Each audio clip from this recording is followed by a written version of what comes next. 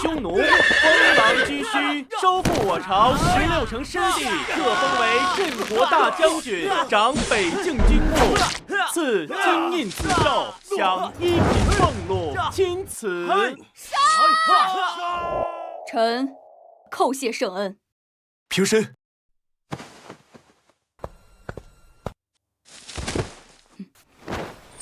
木兰，这些年你受苦了。陛下，兰儿，若非当年你爹娘战死沙场，不得不女扮男装，支撑起将军府，震慑匈奴，你早就便是朕的皇后了。陛下，木兰不委屈，为陛下和百姓守护着江山，是木兰的心愿。兰儿，你这一走，便是3年，朕每日都在想念你。你来信说夜夜难眠，朕特令这太医院研制了这安神护体的药囊。另外，朕已准备黄金1000两、锦缎、珍宝10箱，现应该已经送至将军府了。确实，我已3年未归家，也该回去看看了。不知道族人他们是否安好？去吧，兰儿，万事有朕。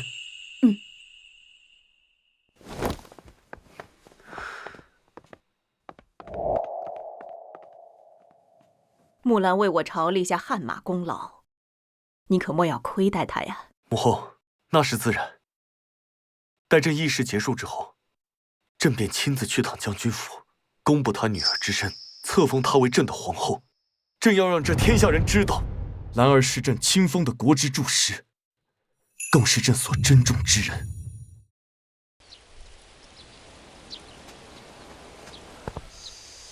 3年了，我终于回来了。将军府还是老样子。少爷，少爷，你可回来了！宫里刚送来好多赏赐，族老们都在正堂等着你呢。哎呦，这么多黄金啊，这么多赏赐呀！哎呦，哎呦！二叔、二婶、族长，木兰回来了。木兰，你可知罪？堂哥，堂哥，你终于回来了。堂妹，你这是？堂哥，你那天醉酒，强行破了我的身子，你的骨肉已经3个月了。我的骨肉？堂妹。我与你自幼相识，一同长大，我待你如亲妹妹，怎可能对你做出越矩的行为？更何况，我根本不可能让你怀孕啊！木兰父母已死，无人照顾，领过来这么多赏赐，怎能让他独吞？大哥大嫂已经不在，婉儿只要咬死他强奸你，想办法把他摁死在府里，到时候偌大的将军府和所有的赏赐都是我们的。堂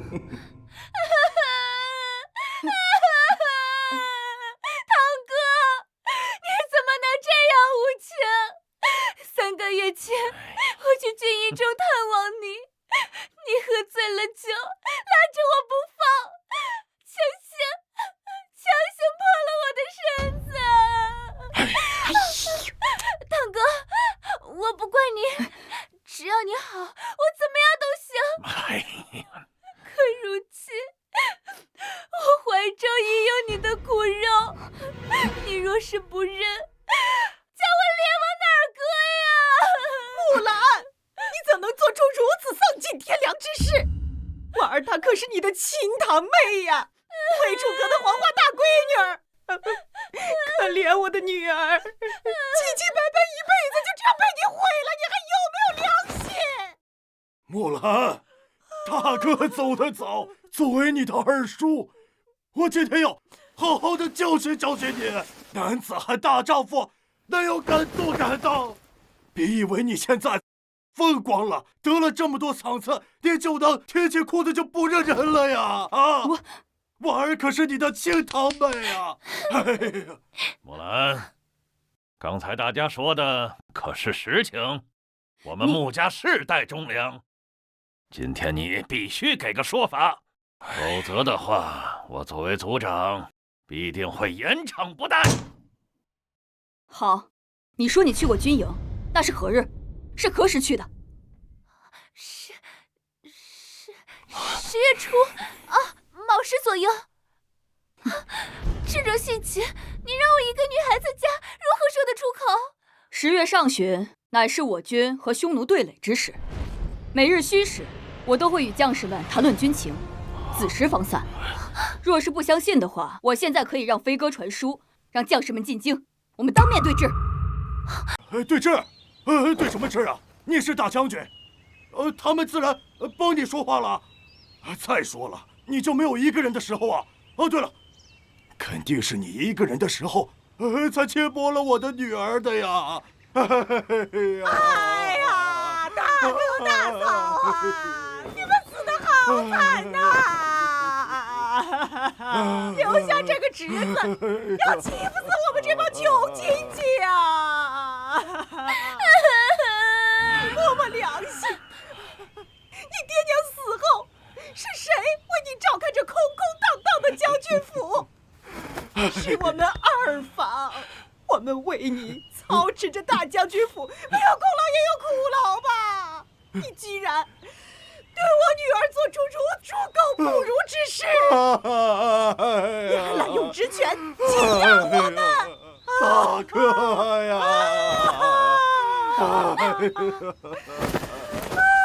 族长，各位长辈，婉儿所说句句属实，若有半句虚言，必天打雷劈，不得好死。堂哥现在仍不认罪，我只能拿出证据了。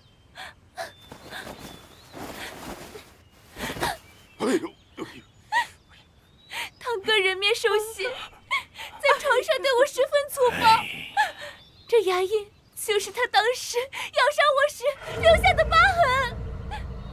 你确定是我的牙印？堂哥，我这辈子都被你毁了，我求你了，看在孩子的份上，你就放过我吧，我真的好怕。这你做什么？这干嘛呀？这是！哎呀！家门不幸啊！哎呀，这老荡子活该进出牢！畜生！畜生啊！竟然当着我们的面侮村长，不知廉耻啊！这才是我咬的，这2个牙印的形状根本就不相同，这分明不是同一个人咬的。穆婉儿，这到底是怎么回事？你身上的牙印，如果不是木兰所为，难道你是在污蔑他吗？我的肚子！堂哥，就算你不肯承认你轻薄了我，可这腹中是你的亲生骨肉，这怎能做得了假？那这个香囊呢？这个香囊可是婉儿亲手送你的定情信物，你若对他无情，为何贴身佩戴他的东西？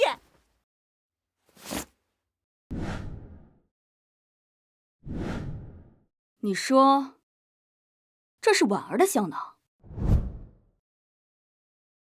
陛下，丰厚的圣旨及各项赏赐已经备齐，百驾将军府朕要亲自去接木兰。你确定这个是你的香囊？这一针一线，皆是婉儿一片痴心。婉儿特意调的香，难道堂哥一点都不记得了吗？就是，这是婉儿为你这个负心汉熬夜赶制的香囊。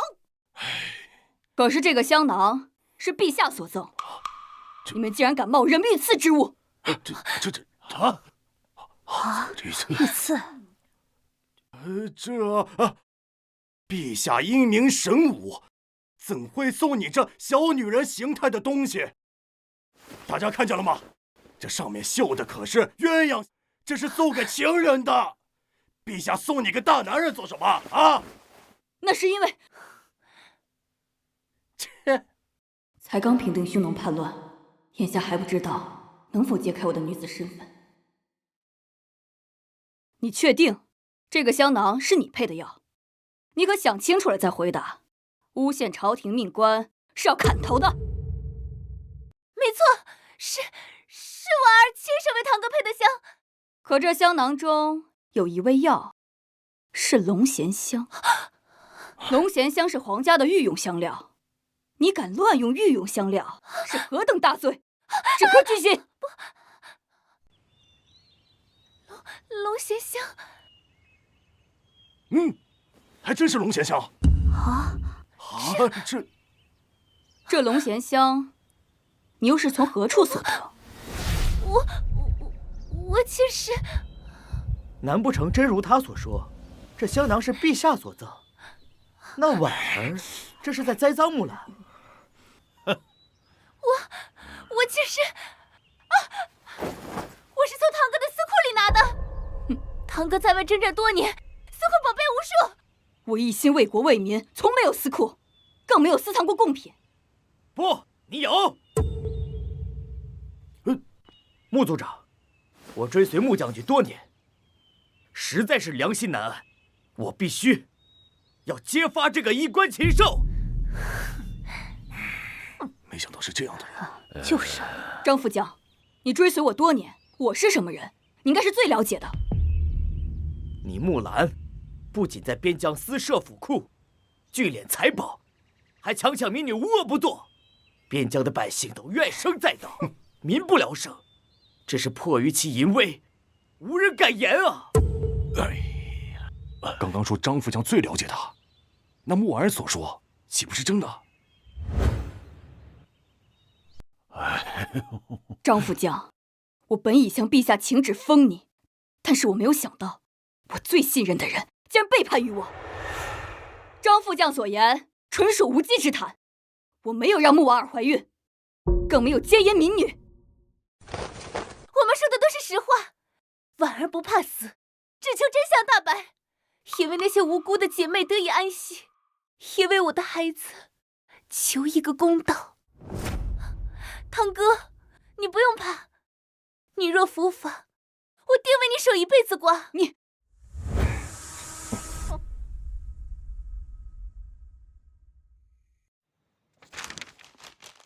这些年，我替木兰办事，实在是良心难安。这些信，都是他命我送去边疆女子的书信，上面有穆家的私印。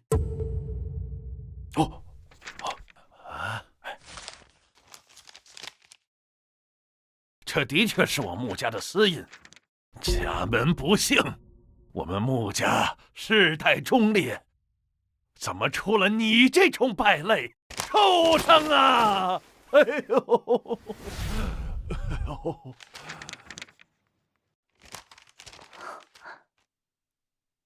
这印不对。这印文的确无误，是我的私印。但是，根据这印泥的颜色和浸染程度，应该是新盖上的，而且不超过3天。也就是说，有人拿了我的旧印，又或者说有人仿刻了我的印，在这些伪造的信件上新盖了章。张副将，你作何解释？这或许是信件受潮了，说不定是你用的特殊印泥。况且，就算这信件有假，难道张副将说的话会是假话吗？张副将跟着堂哥出生入死这么多年，难道你们宁愿相信一个物件的纰漏，也不愿相信一个活生生的人证吗？没错，这3年，不知道他在边疆祸害了多少少女，实在是天怒人怨。我这才看不下去，才站出来揭发的。这穆家怎么出了个这么个败类呀？真是恶心呢！跟这种人待在一块儿，当真是令人反胃。陛下真是瞎了眼，竟然重用这种人渣！张副将，你可想好了，诬陷朝廷命官，可是要全家处斩的。哼，你以为我们怕你不成？如今犯法的可是你，我们还没惩戒你，你却要押请我们来了。族长，现在张副将都在这儿，足以证明这小子的品行。若是再放任下去，我们全族可都要被他连累啦！如今我被亲母的消息早已传得人尽皆知，若是不对他加以惩戒，世人该怎么看我？该怎么看我们穆家呀？木兰，你犯下如此大罪，理应受到将军府的惩罚，100军棍，是死是活，你自求多福吧。只要今日关起家门，把他乱棍打死，日后根本无从翻案，将军府偌大的家业都是我们的了。大理寺四卿到。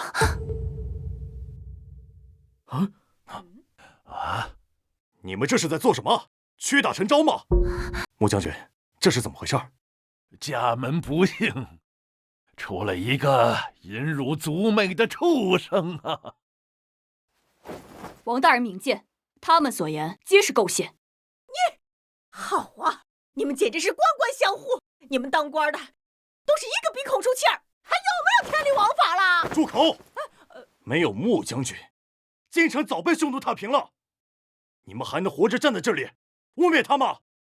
空口白牙就要定国之栋梁的死罪，简直儿戏！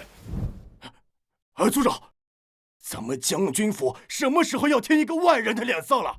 今天若不处置木兰的话，那咱们穆家的脸那就丢大了。好，朝廷不管，那婉儿就以死明志。哎呀，女儿啊，你怎么这么傻呀？哎呀，简直胡闹！此案证据不足，不能定罪。谁说没有证据？本王有铁证。南安王，王爷，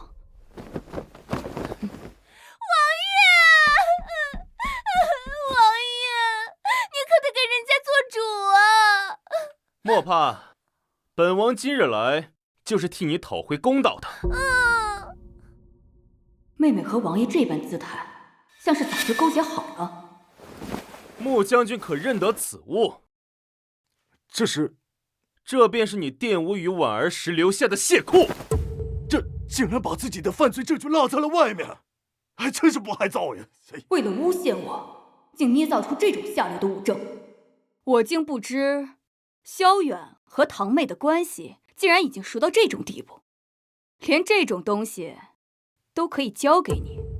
我本就中意婉儿，准备与她成婚，竟不知道被你玷污了。本王自然要为她讨个公道。南安王和陛下是一母兄弟，素来不和，看来他是有心要勾结他人，置我于死地。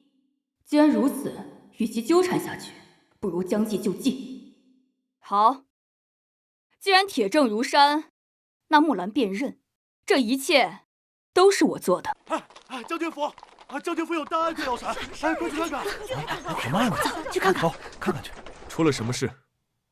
这将军府有木兰在，会有什么案子？走，去看看。是。南安王说的对，我认罪。穆将军，你糊涂呀！此案疑点重重，你怎能轻易认罪啊？族长，按照族规，淫辱族亲，败坏民风，这是要受杖刑100，生死不论的呀！对，打死这个畜生！来人！慢着！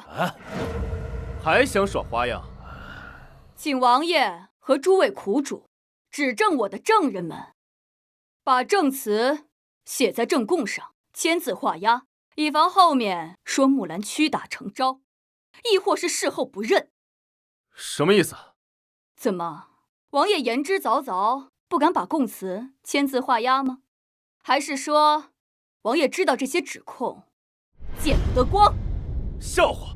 本王有何不敢？好，我可以再给你们一次机会。如果你们此刻撤销对我的诬告，我可以既往不咎。但是如果你们签字画押之后，我可以证明木婉儿的孩子并非是因为我，那你们就犯了诬陷朝廷命官的死罪。只要我们咬死口供，木兰就别想伸冤。王爷，我愿意签。好，来人，备纸笔，签字画押，本王让他死得明明白白。王爷说了，只要搞倒木兰，这将军府和所有赏赐就由我爹娘代为掌管。哼！萧远许我黄金1万两，帮我抹平以前在军中贪墨的旧账。木兰要怪就怪你挡了我的财路。木兰一死，边关必乱，我与匈奴大汉的约定便可顺利推进。萧慈，断你一臂，看你还如何坐稳这江山。只要我公布我是女儿身的真相，你们的证词就是你们构陷当朝大将军、欺君罔上的铁证。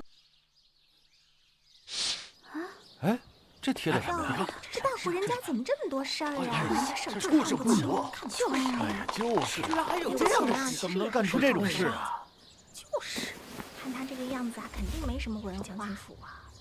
哎，怎么这样？车呢？这我要看呢。什么情况？回事儿？这是谁呀？哎呦，怎么看人气势啊？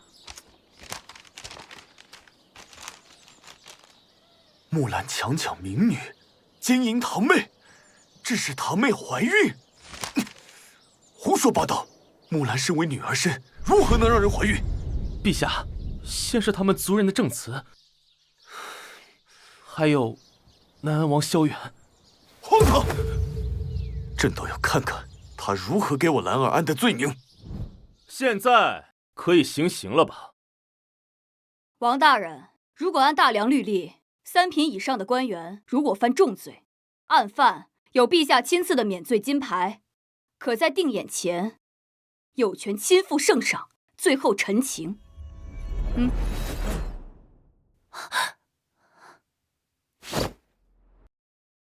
正是金牌。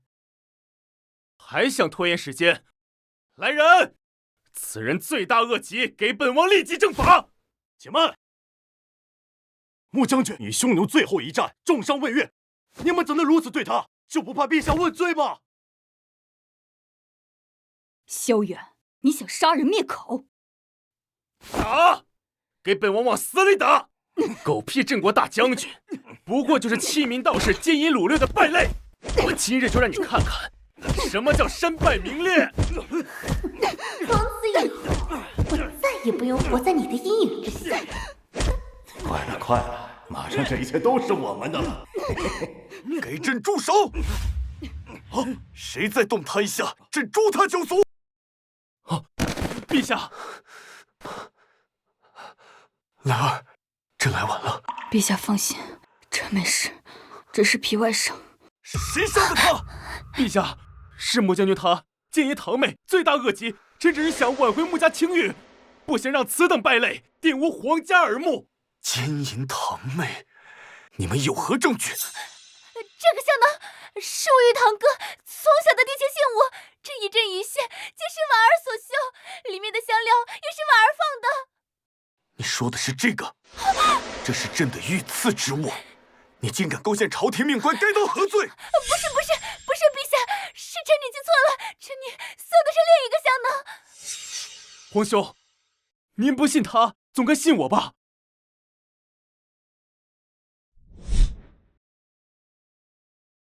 这是穆将军玷污于婉儿时留下的血库，还有张副将的文书，求皇兄按律严惩。求陛下严惩。皇兄，您不能因为穆将军护国有功就护着他。臣弟今天就算丧命于此，也要替陛下清君侧，铲除奸臣。木兰作恶多端，求陛下严惩。臣以性命担保，木兰就是侵犯婉儿的奸臣。简直是笑话！木兰她一介女子，如何奸淫堂妹？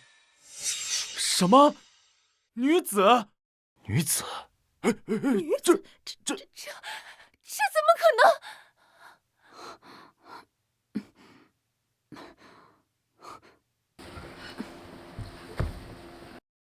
我早就说过，我不可能让穆婉儿怀孕，更不可能奸淫少女。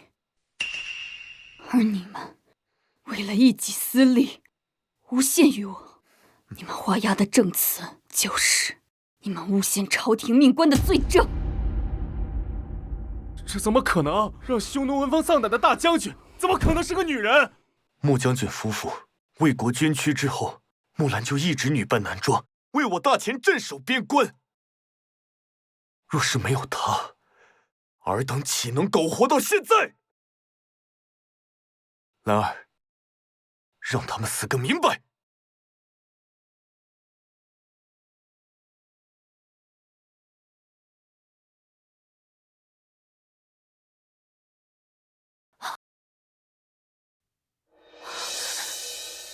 不可能啊！这怎么可能？当真是女子啊！如此容貌身段，倾国倾城，怎么能骗得了那么多人？萧远，你眼光倒是不错，不过对你皇嫂放尊重一点。什么？皇嫂？朕今日便要昭告天下，木兰为朕的心上之人，并且是我大前唯一的镇国将军。朕现在就要恢复他的女儿之身，并册封他为后。不可能！她怎么会是女子？她怎么能当皇后？这不可能！凭什么？你个欺君罔上、构陷朝廷命臣的贼妇，按律该杖责80。来人，拉下去以儆效尤。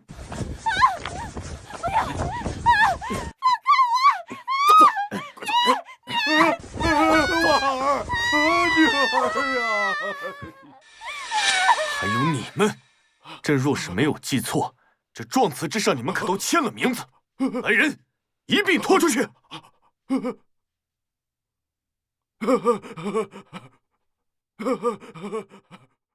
还有你，你身为皇室宗亲，竟然带头拿出如此荒谬的政务，构陷朝廷命臣，该当何罪？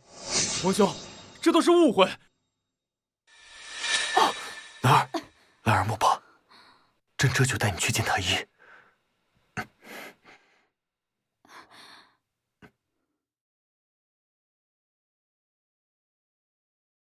如此佳人，何该属于我？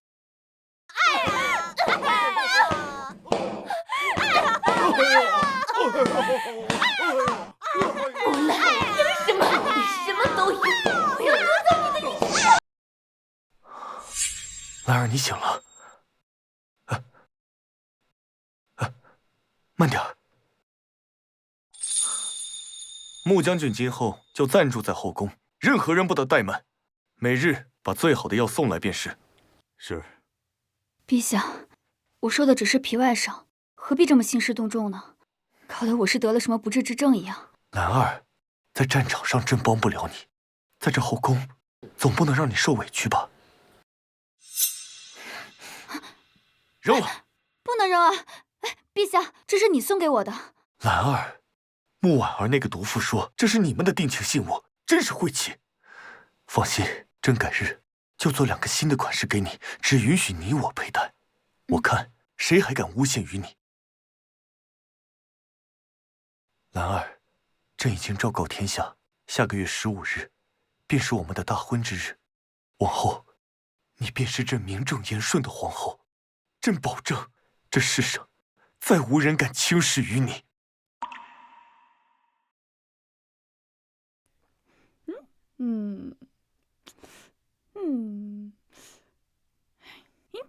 小姐，婉儿小姐来了，快请她进来，正好让她帮我挑挑萧慈哥哥喜欢哪套婚服。是。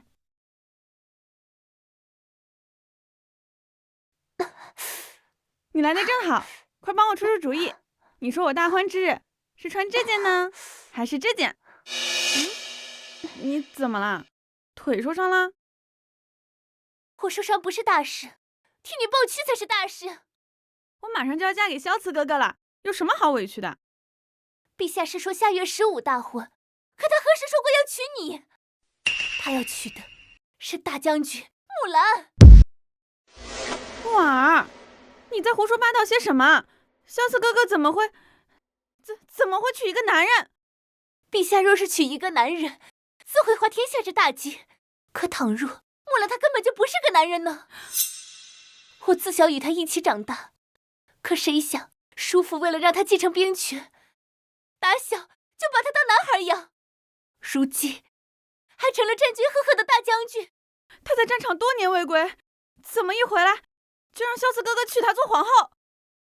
他爹定是在军营里与那些将士厮混，学来了一身伺候男人的本事。这怎能跟沈小姐您比呢？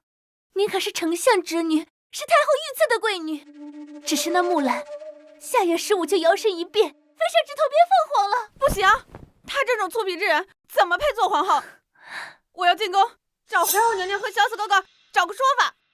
哎，这可是不得！陛下若是动怒，废了你贵女之位，那一切可就全完了。那我怎么办？难不成要我把萧四哥哥拱手让人吗？这婚是皇上定的，太后允的，你去闹自然不行。可如果是木兰德不配位，根本不配做皇后，哼！你猜会有多少人跳出来帮咱们反对这门婚事？哼！哼！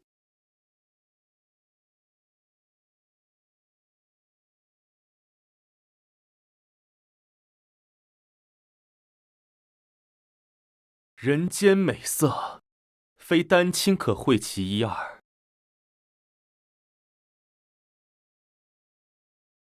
王爷，王爷啊！这沈小姐可真是的，怎么趁你受伤的时候叫你过去？这是本王从宫中特意为你找的药，消肿止痛，有奇效。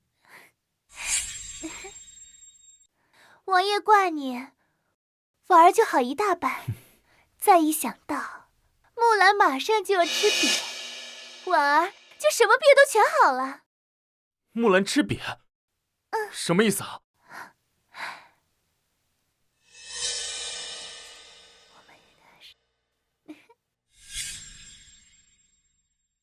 皇后娘娘，这是丞相千金沈小姐送来的请帖。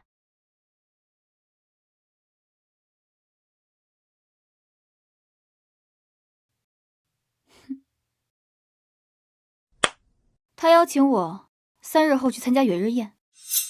皇后娘娘，您不能去。您久在边关，有所不知，这沈小姐是京城出了名的难伺候。之前她年纪尚小，如今过了及笄之年，便将先皇和沈大人随口一提的婚约信以为真，把自己当准皇后呢。原来他这是倾慕陛下呀！他这哪里是邀请您去踏青，这分明是给您下了一道鸿门宴，就等着您去出丑呢。好啊，我倒是想看看他能让我出什么丑。哼，皇后娘娘，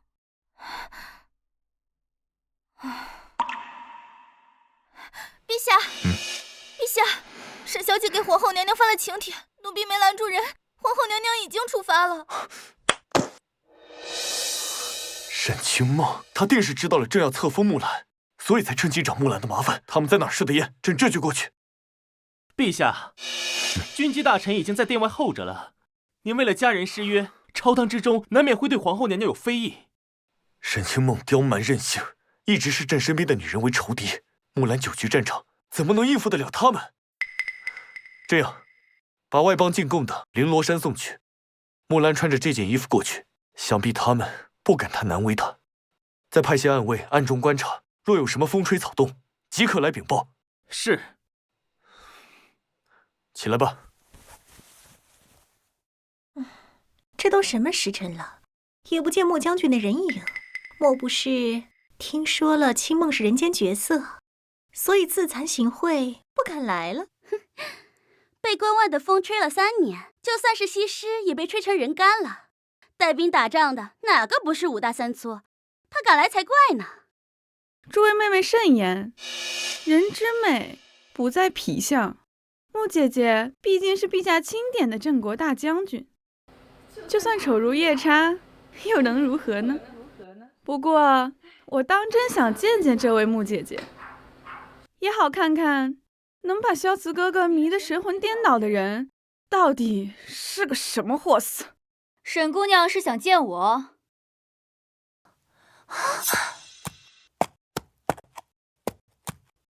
好帅，又好美，这模样，这哪像是吹了3年边外的风啊！这分明是天上谪仙人啊！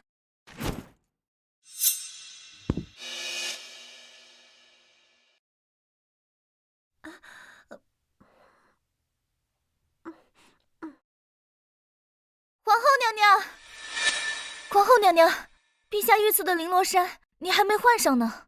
绫罗衫不是外邦进贡的珍品吗？陛下怎么会送给他？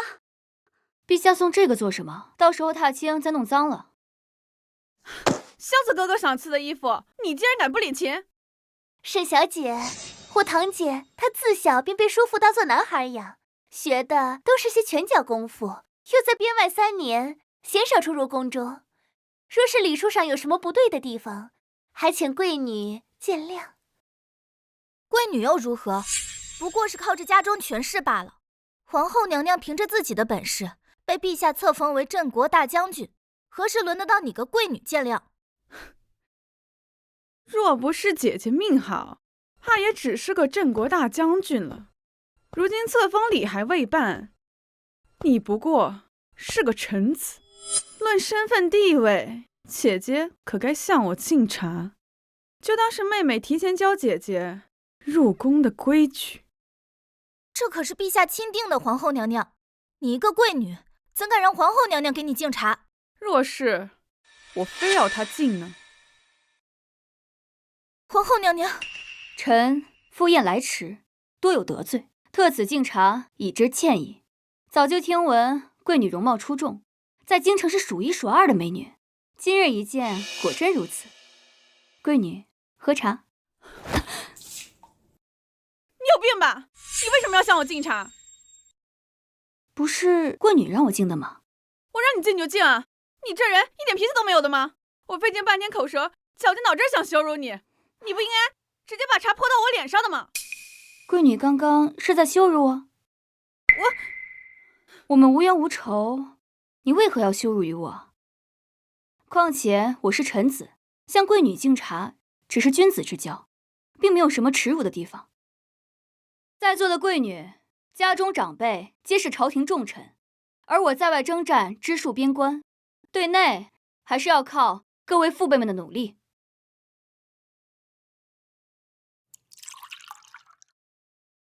我是个粗人，不懂宫中礼教，特以此茶敬各位贵女。哼！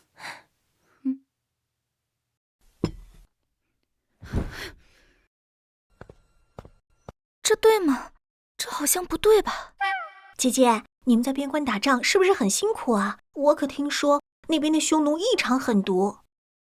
姐姐，你是怎么做到女扮男装不被发现的呀？那些将士们就没有觉得不对吗？我跟你们说啊，当时不就是打了3阵仗吗？至于这么吹嘘？青梦，皇后娘娘在边关经历的可比我们听的话本子惊险多了。就是。姐姐刚刚还跟我们说是怎么用一把剑就砍掉了一串匈奴的头呢。这不对，这肯定不对。够了！谁家正经女孩会拉着人讲这些血腥事情？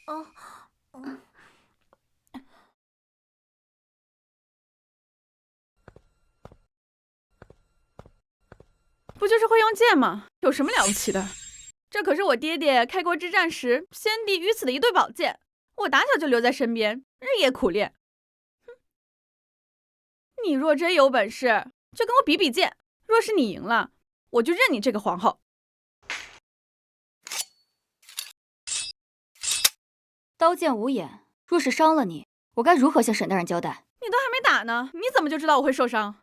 难不成你是不想跟我比，还是不敢呢？堂姐，沈小姐自幼练剑，又得沈大人真传，你若再三推阻，恐怕会驳了沈小姐面子吧？堂姐啊，堂姐，你若放水假意战败，以沈清梦的脾气，日后定不会要你好过。但你若不放水，不小心伤了她，你猜沈大人那些老臣会不会容得下你这个皇后？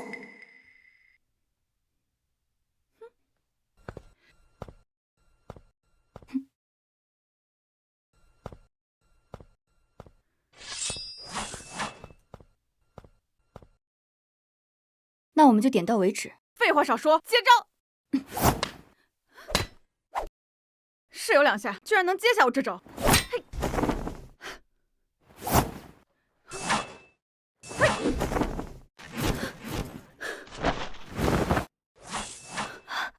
后娘娘连剑都没出，就把贵女的进攻全都化解了。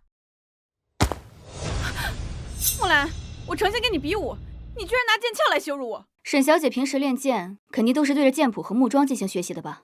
而我都是在战场，若是用真剑，恐怕会误伤。我们只是比试，不分高低。堂姐，你怎么可以这么阴阳怪气的和沈小姐说话呢？阴阳怪气？我没有啊！你分明是在说她只会表面功夫啊！我这就让你见识见识我的能耐！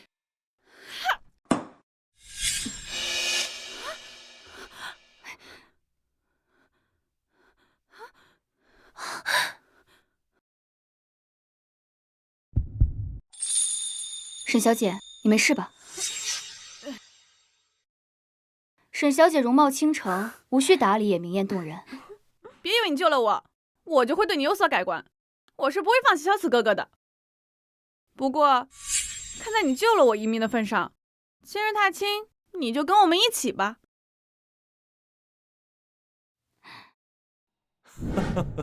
朕还担心兰儿心思单纯，会遭人欺辱，没想到她这直来直去的性子，反倒是让沈清梦吃了瘪。贵女不过是小孩子心性，闹不出大麻烦。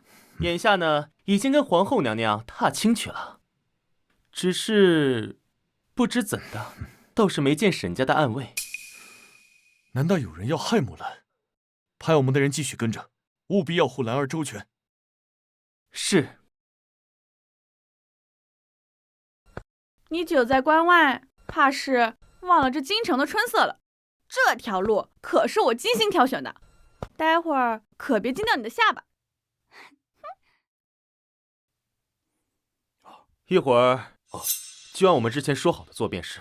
嘿，公子你放心，俺既然收你的钱，就是皇帝老子来，我们也给你抓来。哼。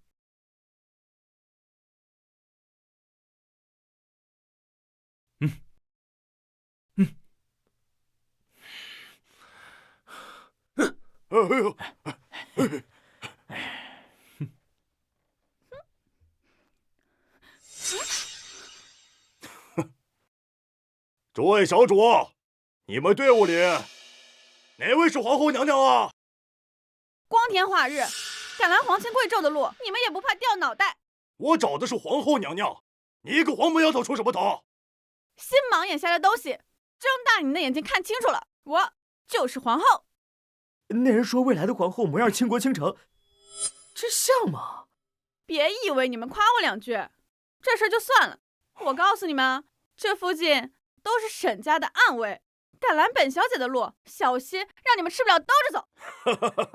方圆10里的暗卫全部被我们解决了，否则为什么现在暗卫一个都没到？啊，侍卫大哥，你别听他胡说，清梦只是贵女，不是什么皇后娘娘。老子要找的是皇后，什么贵女宫女的呀？和老子说不着，赶紧叫人！别让老子再说第二遍啊！老老实实交出皇后，你们可以活；再磨叽，全都给我死！皇后娘娘，皇后娘娘是她！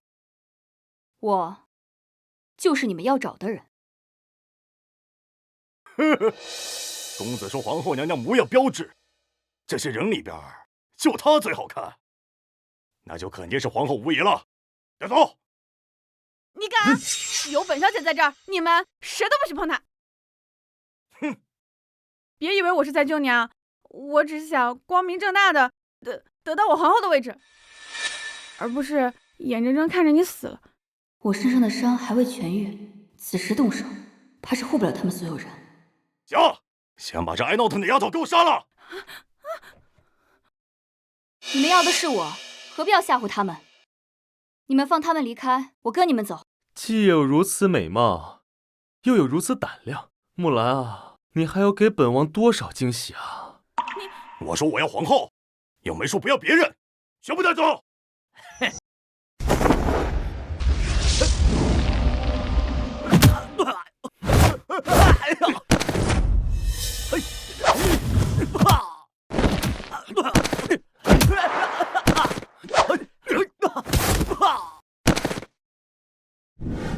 穆将军放心，有本王在，岂容他们放肆？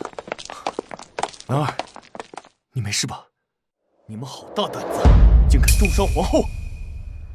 陛下，你怎么才来？多谢了王爷不计前嫌，否则木兰可能要陷入险境了。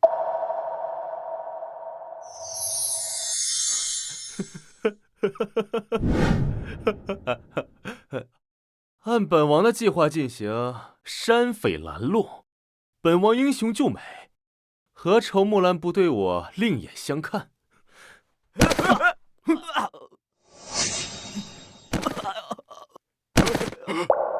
跟我上！借剑一用。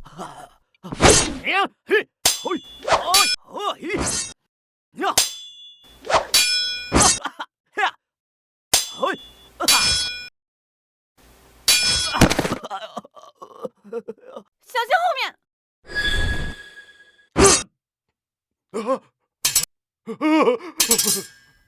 你应该庆幸这不是军营，否则这把剑一剑刺穿你的喉咙。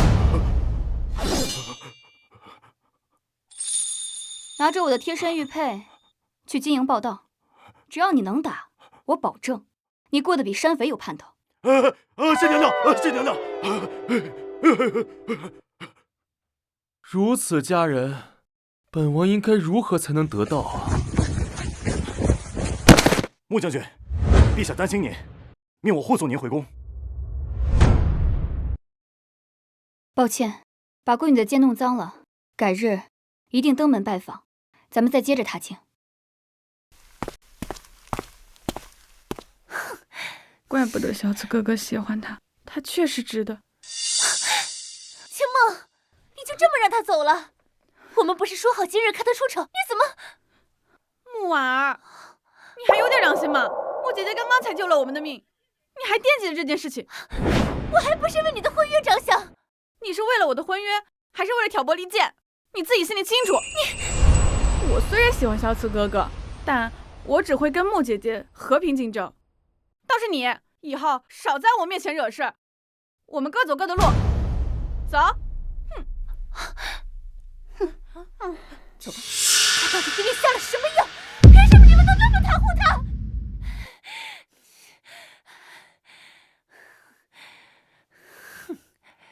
你给我等着，我有的是法子治你。兰儿，你没事吧？萧朗，我没事。你怎么这么紧张？紧张？我当然紧张，我怕你被那些贵女吃掉。怎么会呢？我跟他们聊得很投缘，还约好之后再一起去踏青。投缘？你是不是太单纯了？我单纯？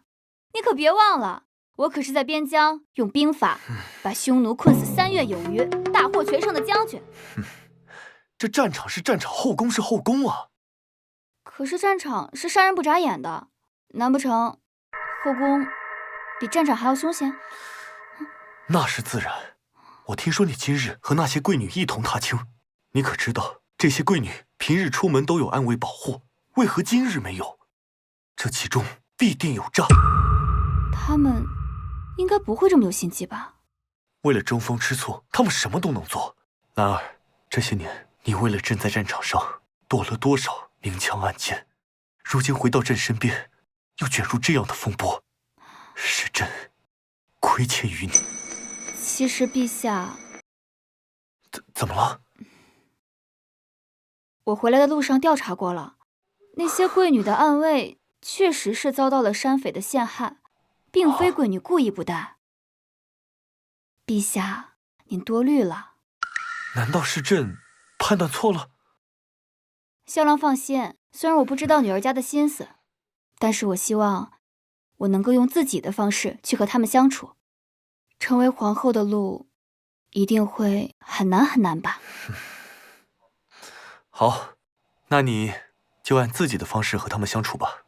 不过呢，对他们无需太过上心，不管有什么困难，朕都会与你一同度过。哦，对了，小郎，今日与军机大臣都聊了些什么？是出了什么乱子吗？有你在，哪个不长眼的敢出乱子呀？是朕想广纳精兵，组建一支属于朝廷内部的护卫队伍。不过这个事儿，你就别上心了。护卫队伍。眼下外邦安定，正是朝堂内政权迭代的时候。若军功不能妥善分配，必定引起内乱。难怪萧兰要组建护卫队，想必是要稳住军心。那如何任命人选，便是重中之重。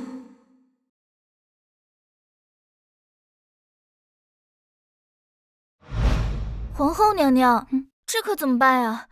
贵女她又来了。又怎么了？贵女说了，今日穆姐姐若是不见我，我就死等在这门口。她若忍心，就看我在这渴死、饿死、困死去吧。皇后娘娘，这可怎么办啊？这几日一直忙着搭建护卫队的事情，一直没能赴贵女的约，确实是我失礼了。我这就过去。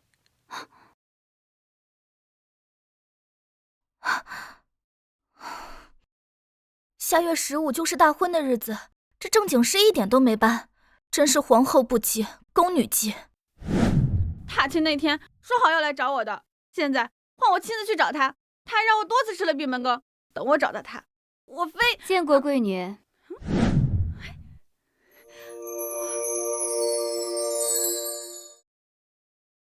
这几日我忙于要事，没能赴沈小姐的约，还请见谅。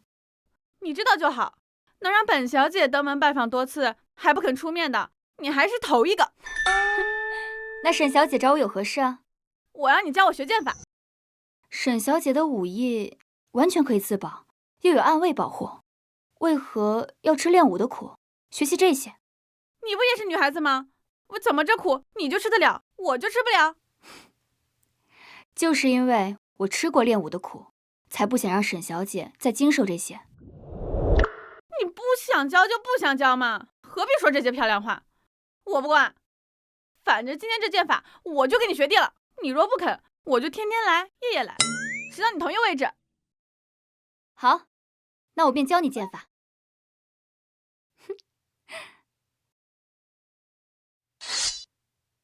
南王，南王，公公先请回吧，本王还有要事在身。是。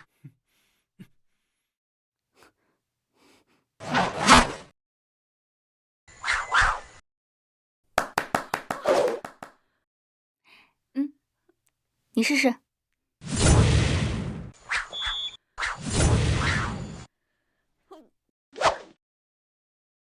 立身如松，气沉丹田，马步与肩同宽。皇后娘娘身法如此了得，就连传授剑法都如此严谨易赅，不愧身为镇国大将军。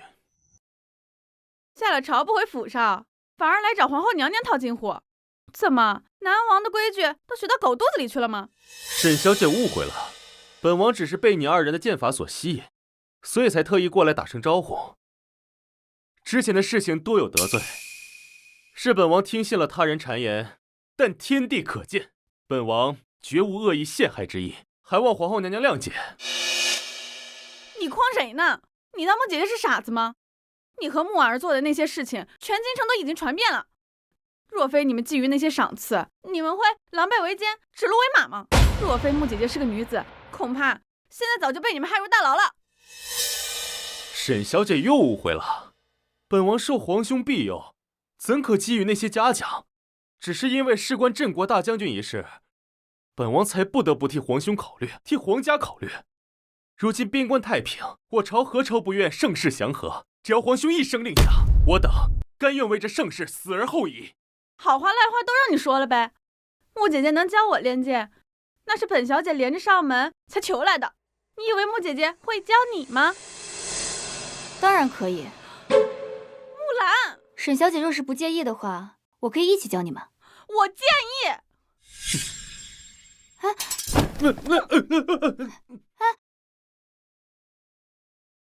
后，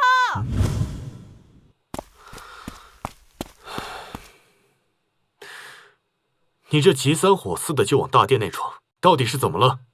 怎么了？陛下准皇后都要跟人跑了。到底发生什么事了？我多次去拜访穆姐姐，都吃了闭门羹。今日她好不容易答应要见我，还要教我学剑法。可是南安王随便说了几句，穆姐姐就要教她学剑了。那个南安王前段日子还和穆婉儿一起陷害穆姐姐，现在穆姐姐不但不惩罚他们，还要教她学剑法，这不是跟她跑了，这是什么？木兰虽然不懂那些弯弯绕绕，可也并非不谨慎之人，怎么如此容易就原谅了萧远？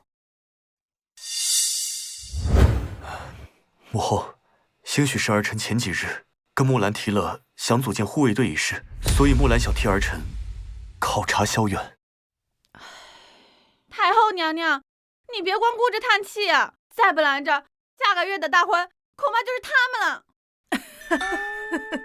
前几日你不是还嚷嚷着要嫁给慈儿，可如今木兰跟人跑了，你却先着起急了。我才不会把真心交给一个心里没有我的人呢！你们都不着急，就当我今天没有来过。哼！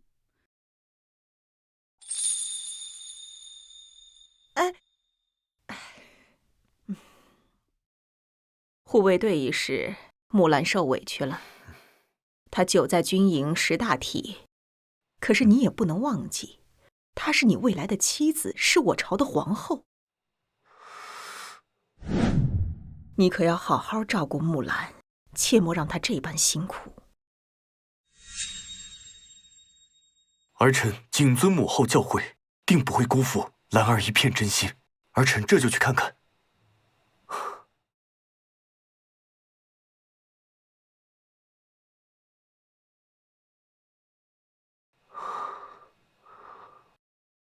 哟，沈小姐不是介意跟本王一起练剑，怎么又回来了？你别给你脸上贴金，我来是为了穆姐姐。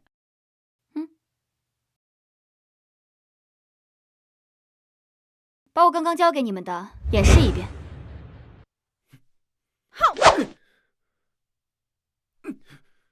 再来一次。收。好，沈小姐真是天赋异禀。你这个剑拿得太低了，再高点。太高了，收回来。本王自然不如沈小姐聪慧，皇后娘娘可否亲自指点？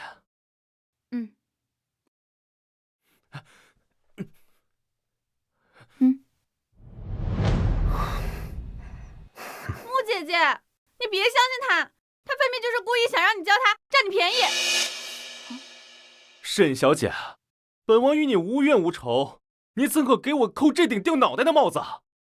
莫非你是想诟病皇后娘娘与本王有染，自己坐上这皇后之位？穆姐姐，我绝无此意，分明是他故意靠近你，我才想阻拦的。沈小姐不必介意，今日我们聚在一起，都是为了陛下能够更好。况且陛下也不是善妒之人，不会误会的。木兰看不出你的奸计，朕可不会让你得逞。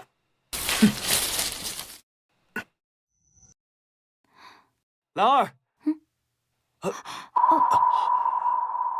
朕来的不是时候。陛下，你来的正好，我右肩受了伤，自己抹不着药，你帮我上上药呗。好。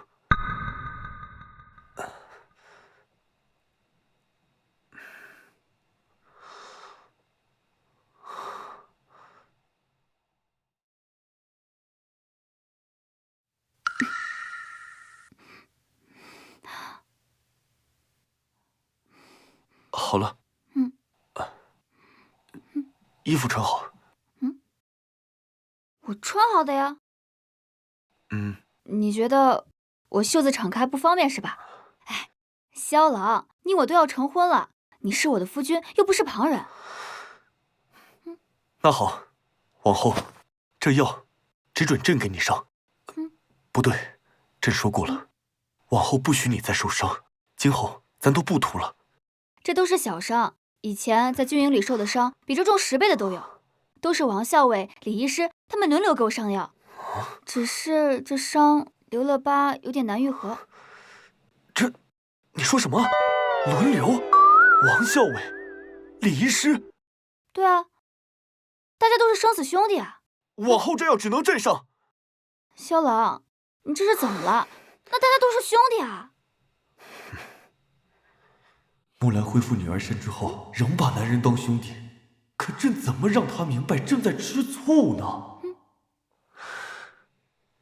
兰儿，那朕问你啊，倘若往后不许你再教萧远剑法，你会如何？我最近确实在为组建护卫队一事筹谋。我这里还缺几个靠谱的人带兵，我觉得萧远他武力值不错，待我考察考察，如果他真的为国尽忠的话，再考虑让他为陛下效力。兰儿，你何时才能明白，你不仅是朕的臣子，更是朕的妻子？你怀疑南安王有异心？我怀疑他对你的心思不纯呢。萧远和堂妹情投意合，你我又即将成婚，他怎么会对我有别的心思啊？那你看那个沈清梦，她也知道我们大婚在即啊，可是你看她是如何缠着我，朕只与一个人吃着这莫须有的醋，你却一点醋都不为朕吃。可是沈小姐已经倾慕萧郎很多年了，又岂是一朝一夕能放下的？况且与你成婚的是我，又不是旁人。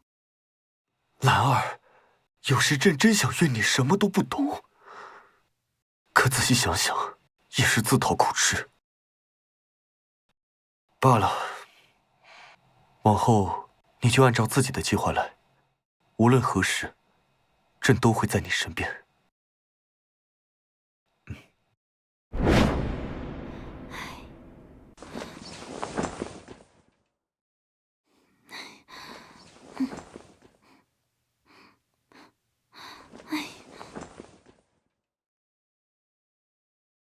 皇后娘娘，您这是怎么了？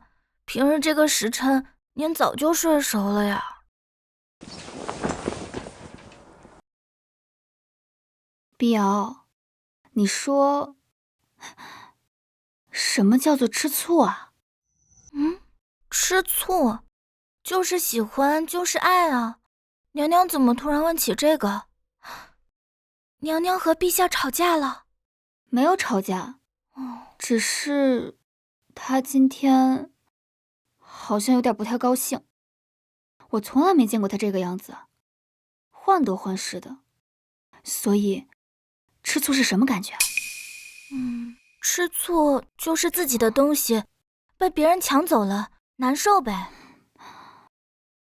可是陛下他又不是我一个人的，我怎么可能吃醋呢？我想象不到。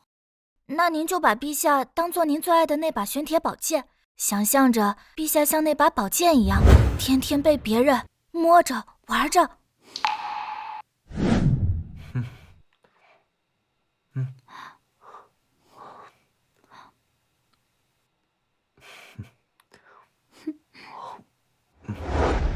不对，差点被你绕进去了。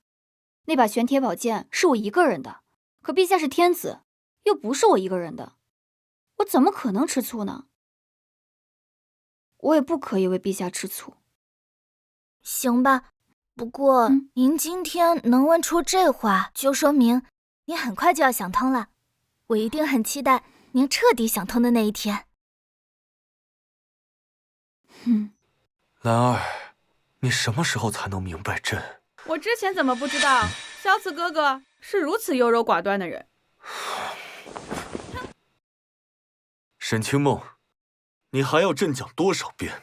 你我之间的婚约只不过是父皇随口一句戏言，朕心里的皇后只会是兰儿一人。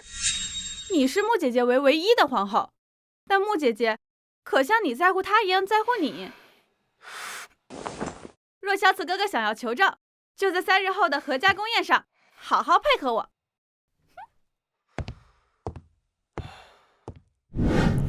慈儿和木兰的婚期将至，咱们两家也终于有时间坐下聚聚。今晚是家宴，大家千万别拘谨。太后娘娘说是家宴，那青梦可要向萧慈哥哥讨些想吃的菜了。加次哥哥，行吗？在这宫里还能缺你一道菜不成？想吃什么尽管说。那我想吃爆炒凤蛇。这爆炒凤蛇乃是陛下和太后才能享用的专属御膳，沈小姐这样恐怕不妥吧？今天是家宴，陛下就不要讲究这些礼教了吧？他既想吃，让御膳房上便是。是。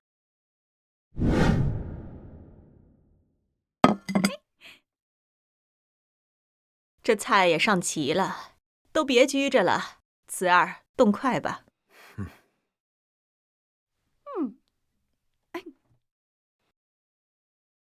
萧慈哥哥得给我夹菜。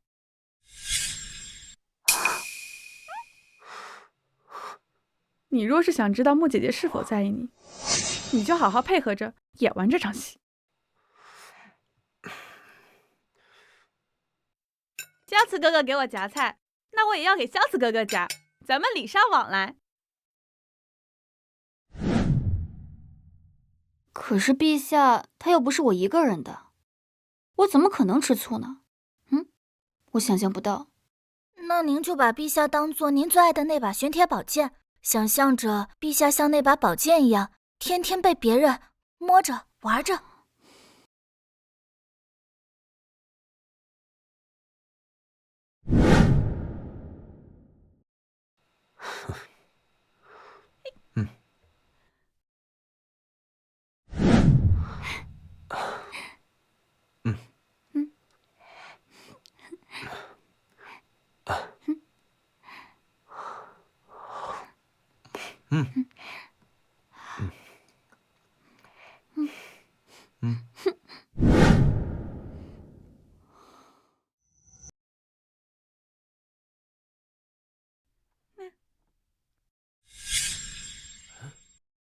怎么回事？沈小姐也想拆散他们？白来的帮手，不用白不用。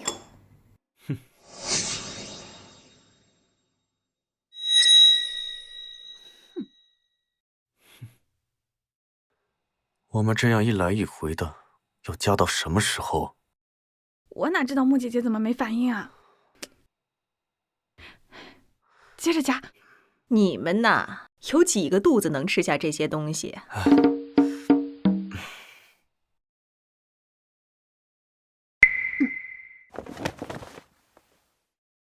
今夜家宴，是为商议皇兄皇嫂大婚之事。臣弟作为晚辈，恭贺皇兄得如此佳人。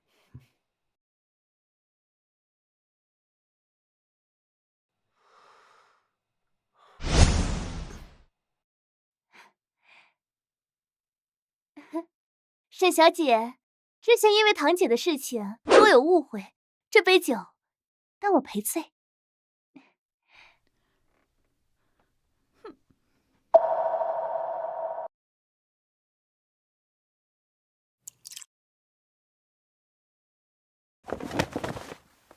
这第二杯，我们大家齐聚一堂，祝阖家欢乐，敬国泰民安，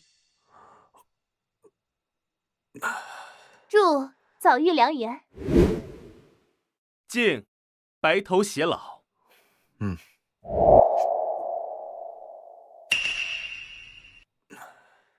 愿情谊长存。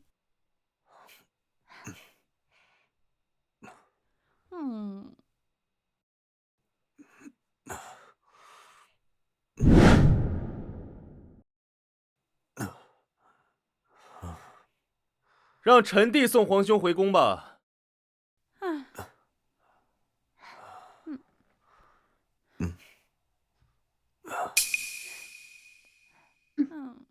沈小姐，婉儿送您出宫。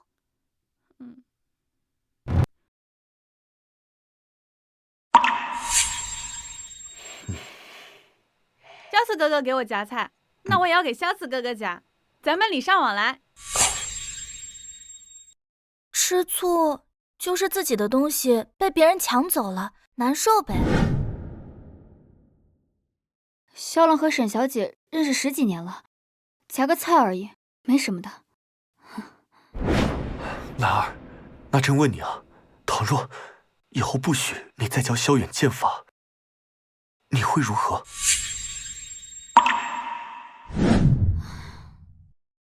如果我让萧郎不要这样对沈小姐，他会怎么样？哎呀，胡闹，无理取闹！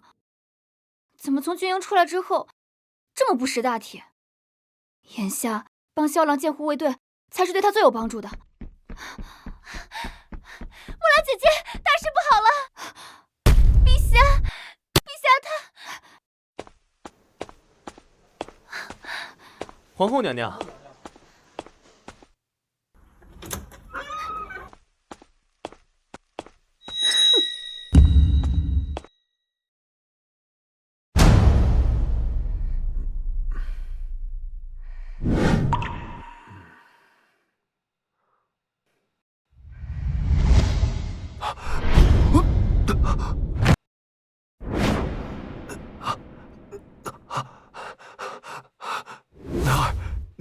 听朕解释，朕跟他什么都没有发生。梦姐姐，你千万别误会，我也不知道为什么会睡在这里，但是我和萧思哥哥真的是清白的。刚刚你们喝醉了，是萧远和木儿把你们送回来的。兰儿，他们能有这么好心吗？对，刚在宴会上，他们又想法的劝我酒，朕只是借酒消愁，醉了罢了。借酒消愁？陛下在愁什么？当然是为了你。罢了，不重要。现在重要的是，我们俩没理由睡在一起啊。难道是萧远和堂妹故意为之？木姐姐，你终于开窍了，一定是他们。木儿早就嫉妒姐姐，又见我和姐姐好，所以故意把我灌醉，把我和萧思哥哥送到这里。木姐姐，你一定要相信我，我跟萧思哥哥真的是清白的。可沈小姐不是一直倾慕陛下吗？刚刚在晚宴上，你们也亲密有加。那些都是他出的主意，说要看清你的心思罢了。看清我？我只是觉得木姐姐除了军队，其他的都不在意，所以我才想了这个办法，想看看木姐姐是否在意我和萧子哥哥。其实我……送沈小姐回去吧。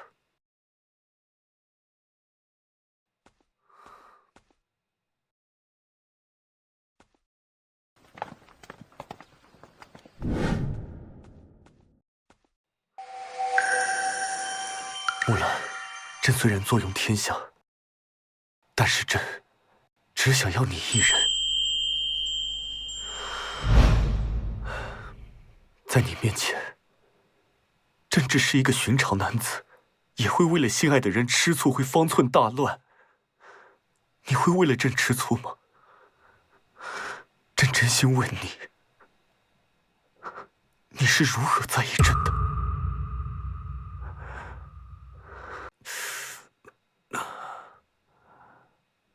陛下，喝碗醒酒汤吧。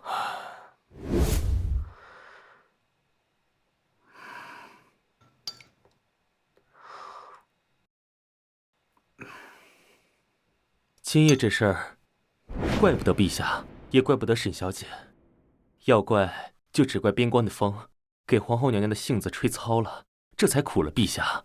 耐着性子，等皇后娘娘明白陛下的苦心。比起兰儿打小为朕吃过的苦，我经历的这些又算得上什么？朕只是心疼没能照顾你的那些年。碧瑶，我今夜是不是又让陛下不高兴了？娘娘，陛下不是不高兴，陛下是着急，是担心你啊。可是我想不明白，沈小姐她家境优渥，又自小倾慕陛下，就算他们二人真的有什么，我身为皇后，也理应支持。但为什么我忍着情绪，陛下反而不高兴？皇后娘娘刚才撞见陛下和沈小姐在榻上，是不是不高兴了？陛下说了，他和沈小姐是故意做戏给我看，所以你说是不是不高兴？这就对了，陛下要的就是娘娘您不高兴。陛下想看我不高兴？是啊，这就是吃醋。娘娘，其实感情这事儿就跟种树似的。您想啊，当您种了一棵树，在它还是苗的时候，您就精心照料，又是浇水施肥，又是修枝剪杈的，等它结了果，果先被别人给摘了，您心里难受吗？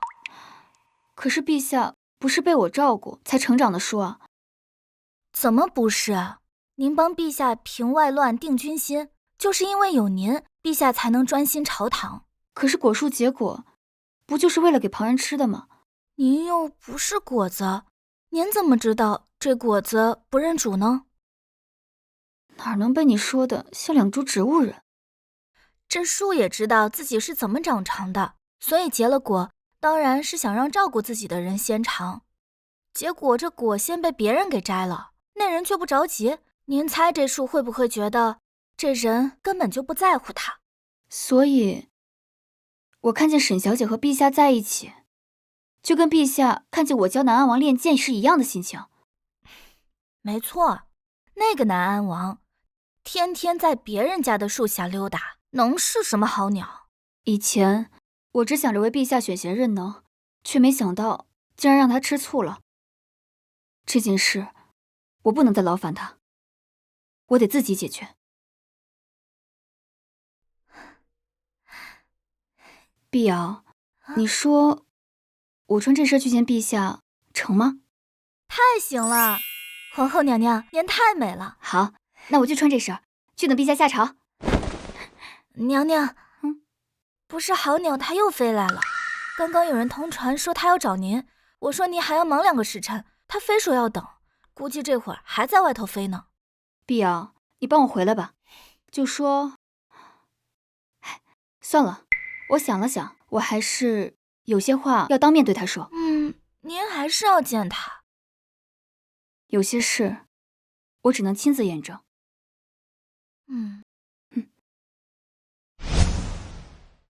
南安王，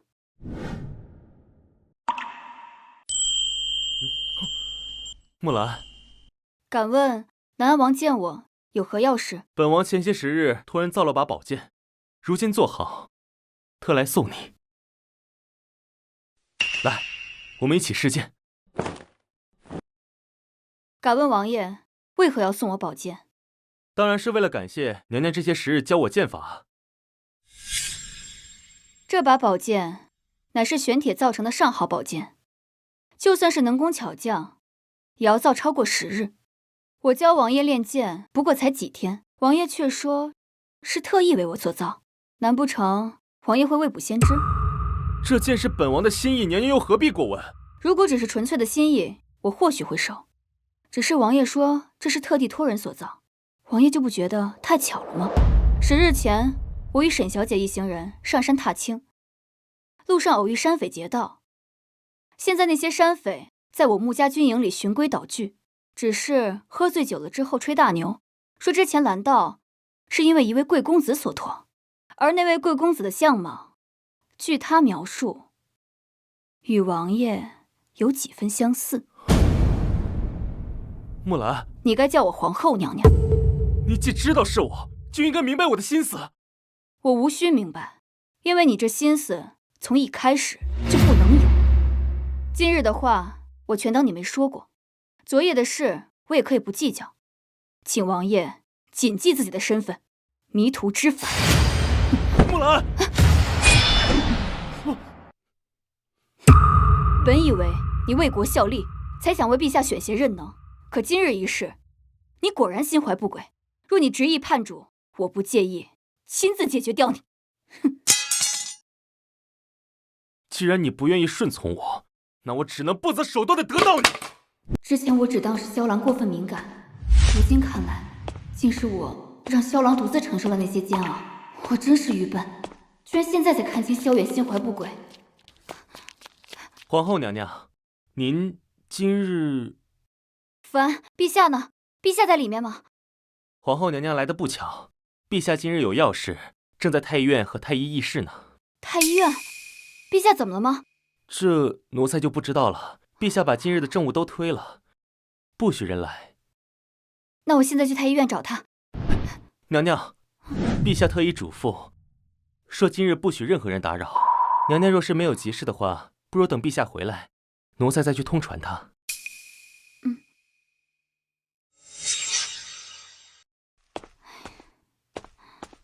娘娘，您这午膳也不用，身子会饿坏的。若真的是着急，不如就叫福安去找陛下吧。陛下这样做，一定是有他的考量。我若是贸然前去，岂不是误了他的事？你带着伤从王府回来的时候，陛下也跟您现在似的，眼下也变成娘娘您着急了。兰儿，在这战场上，朕帮不到你，在后宫，总不能让你受委屈吧？往后不许你再受伤，今后咱都不图了。萧郎，直至今日我才知道，原来记挂一个人会是这般煎熬。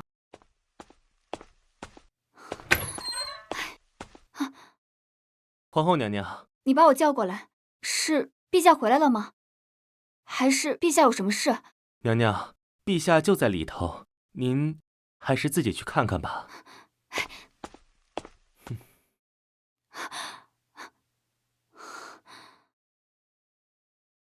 萧郎，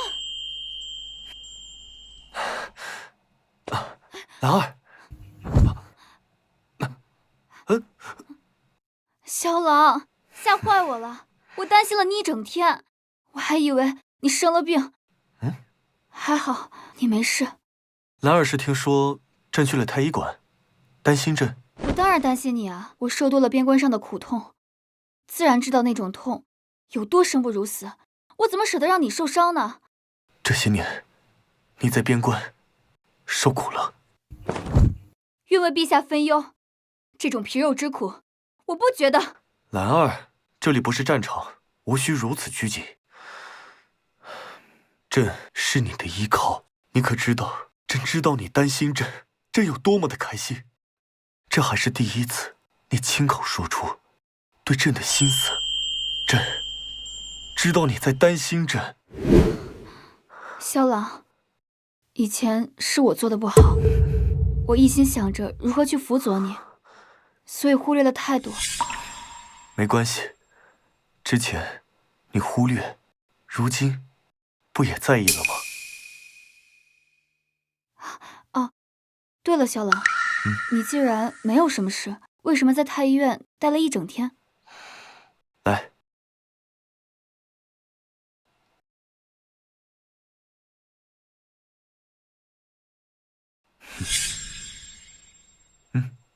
试试。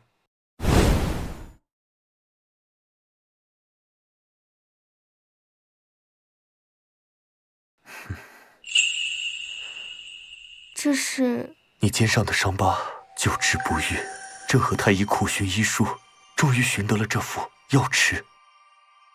伤疤？之前你讲过的。那好，往后这药只准朕给你上。不对，朕说过了，往后不许你再受伤，今后咱都不图了。这都是小伤，以前在军营里受的伤比这重10倍的都有，都是王校尉、李医师他们轮流给我上药，只是这伤留了疤，有点难愈合。萧郎，那不过是我随口说的，你不用记挂在心上。兰儿，你值得最好的，从小到大，你从未努力为自己追求过什么。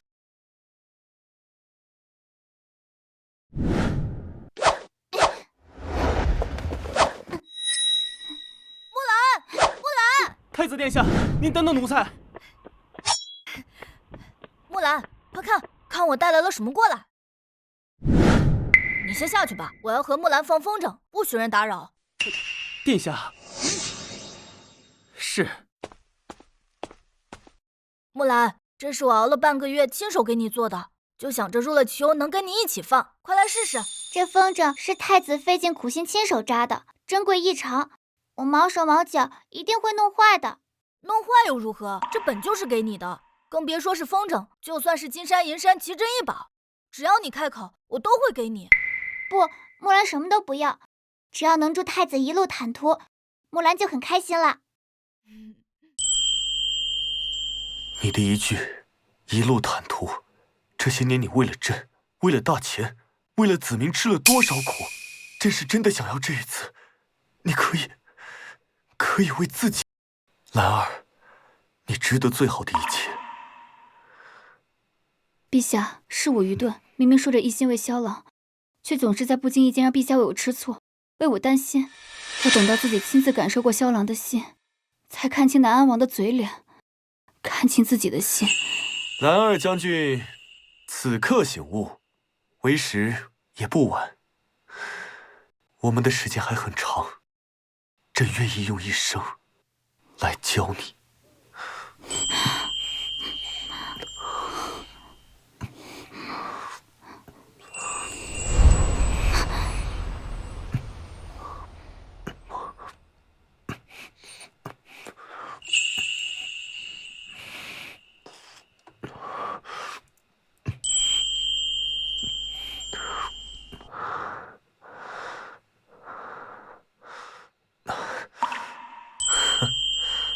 在军营中跟那些将士们打成一团，怎么见到朕害羞了？萧慈，你的肩膀上的伤需要在这药池中泡上1个月，你要适应，与朕共浴汤泉。那是不是以后有陛下的药方，军中的将士就再也不怕受伤了？这让你为自己想一想，没想到你还在考虑别人啊！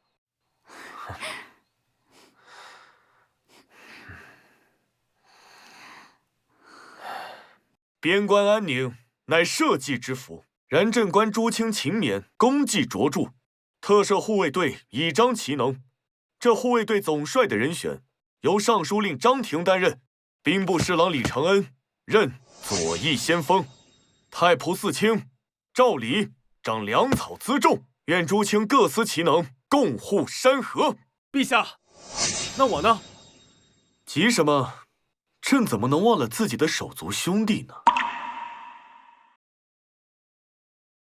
南安王天资聪颖，堪当大任，特命南安王萧远远驻边关，非诏不得入京。臣遵旨。臣遵旨。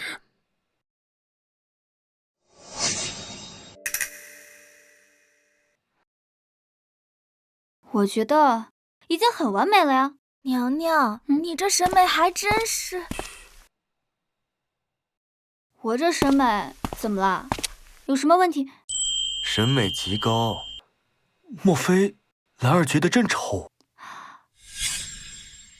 当然不是，是碧瑶她……碧瑶呢？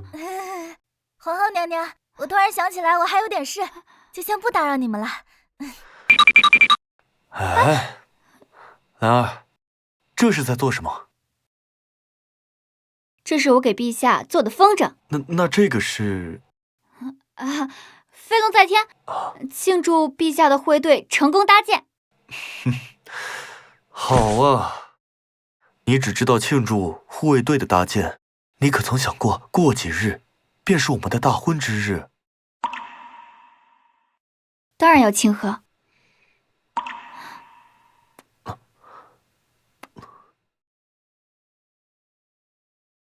再过5日，我就是萧郎名正言顺的妻子。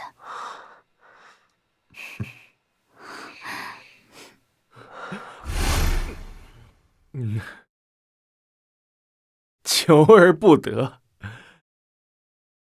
求而不得。我萧远一生顺风顺水，可如今不仅得不到护卫总帅的位置，连一个女人都得不到。王爷，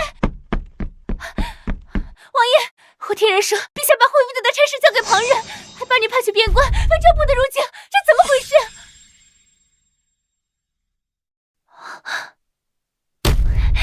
废物！我把家中银两补贴给你，为的就是让你掌控边权，没想到你连王爷的权利都保不住。你瞪什么？哼，你当真以为我有多喜欢你？若非看中你的家庭，你以为我愿意陪你演这么久的戏啊？闭嘴！哼，你还想让我闭嘴？你以为你是谁呀？有名无实的南安王，马上就要滚去边关和西北风了。而我不一样，木兰马上就是当朝皇后，我也会是皇亲国戚。我让你闭嘴！你这个贱人，你也配提木兰？若不是你当初逼我去害人，以王爷的身份慢慢靠近他，让他慢慢卸下对我的防备，我也可以让他满眼都是我。就算没有那件事情，他也不可能爱上你。他爱的是皇上，是萧慈，是军功，是地位。那些东西本来也可以是我的。我能收买木兰手边的大将诬陷他，又怎么可能只收买一人？萧慈不给我兵权又如何？本王自己花重金创建了属于自己的军队。等我屠了那些护卫，他就再也不是皇上，木兰也就是我的皇后。你疯了！你彻底疯了！是吗？你还没有见过我更疯的样子。这把剑本来是送给木兰的，如果沾上曾经伤害过她堂妹的血，她应该会更喜欢吧。王爷，你不能杀我！你想要什么，我都可以帮助你。本王不需要你的帮忙了。我知道木兰杀谁的秘密。皇后娘娘，这是陛下亲自为您挑选的婚服，您看看，可还喜欢？不就是婚服吗？陛下为何还要亲自去挑选？许是陛下听到了一些民间的讲究。什么讲究？这平常百姓成婚都是新郎官亲自为新娘子挑选婚服，这叫许你婚装，护你余生。你呀，就会说些混话来诓我。奴婢没诓你，这平常的讲究可一点不比宫里少，像新郎官亲自挑选婚服啊，互赠香囊啊，还有成婚前一夜夫妻俩不能见面呢。成婚前一夜不能见面，这又是什么说法？听他们说要熬过相思苦，这样就能共白头。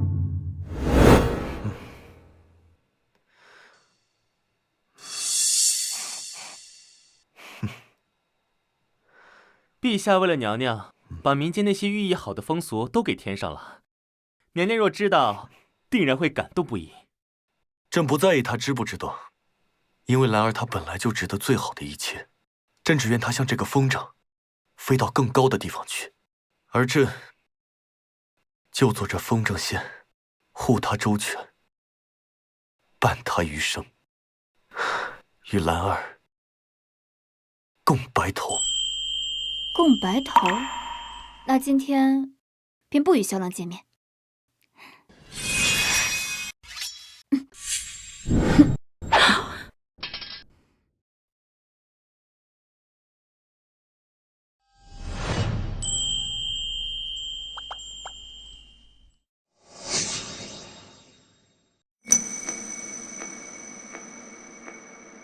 下盘松散，学无长进。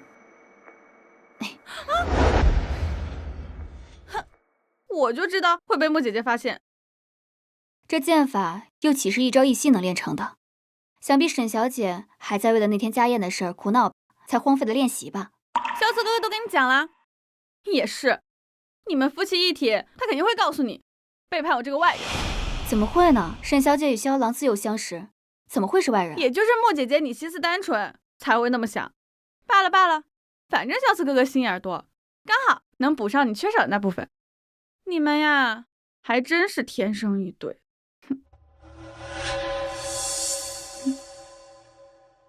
沈小姐和萧郎自幼相识，你不是一直想嫁给萧郎吗？怎么会轻易放手？我已经见过比萧次哥哥更好的人了，自然会放下。我以后要嫁的那位啊，一定是更有胆识、有担当的人。我相信沈小姐一定会遇到的。看在你这么诚恳祝福我的份上，你们的新婚贺礼我出双倍。不过在这之前，你得再教我一次。好，我去换身衣服，这就做沈小姐的陪练。小远，朕已经将木兰请来了，你有什么话就直说吧。萧远，你还要不要脸了？萧次哥哥为什么把你派去边关？你自己心里清楚。踩着龌龊的心思想要靠近木兰姐姐，现在竟然还想让木兰姐姐替你说情。沈小姐误会了，本王敬重皇兄，皇兄的安排本王必会服从。哼，你若是那种乖乖听话的人，这会儿早就在去往边关的路上了，而不是大半夜的跑在这里指名道姓的要见他。皇后娘娘，之前的事儿多有得罪，幸得皇兄提醒，方能及时悔过。无论王爷清醒与否，已经与我无关，毕竟我们日后也没有机会再见了。正是因为日后没有机会再见到娘娘，所以今日才来拜别。臣弟预祝皇兄、皇嫂伉俪情深，恩爱白头，为恭贺二人新婚大喜，本王特意备了一份大礼。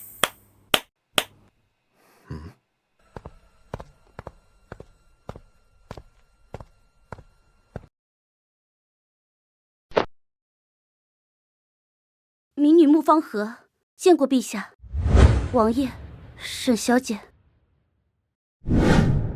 见过姐姐。什么？穆姐姐不是独女吗？怎么还有一个妹妹？我从来不记得我有个妹妹，父亲母亲也从未告知。姑娘怕是认错人了。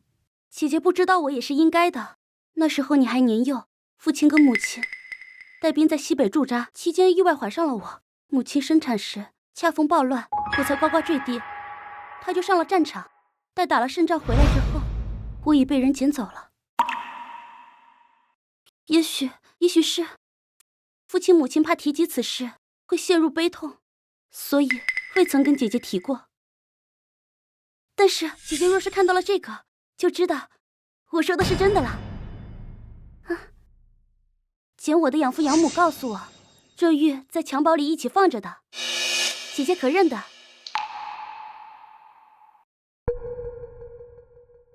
这是父亲母亲驻扎西北之地的特产蓝暗玉。这一块玉就能证明你是将军之女了。此物稀缺，却不被世人所喜爱，唯有父亲爱不释手。陛下，她有可能是我的亲妹妹。你既知道你是穆家女儿，为何这么多年不回穆家，偏偏在这个时候出现在南安王身边？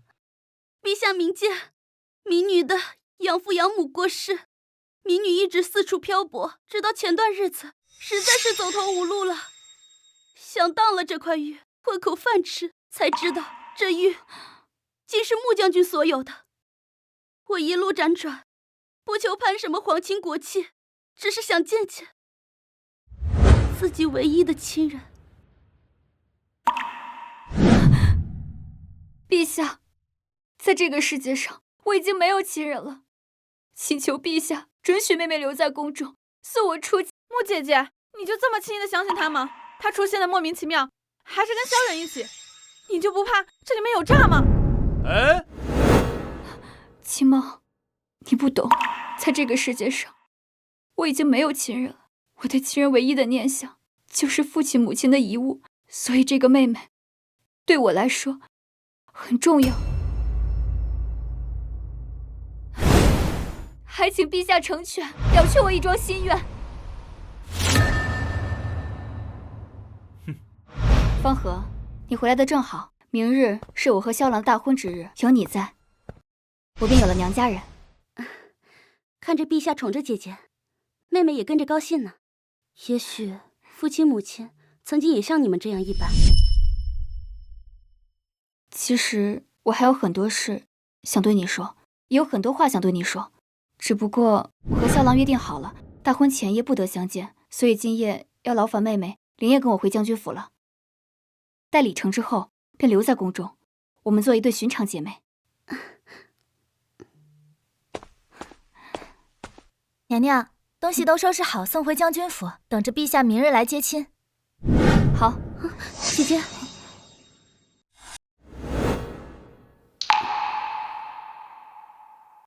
哦，对了，陛下的香囊可有送来？奴婢这就去找陛下拿。啊，不用劳烦碧瑶姑娘了。姐姐今日回府，定要忙于应酬，我才回来，也不敢大张旗鼓的跟姐姐坐同一驾马车。不如就让我去取了香囊，再跟同行的宫人一同前往。那怎么行啊？我还没有向族人风风光光的介绍你呢。姐姐也说了，会把我留在身边，那方和也不怕多等一晚呀。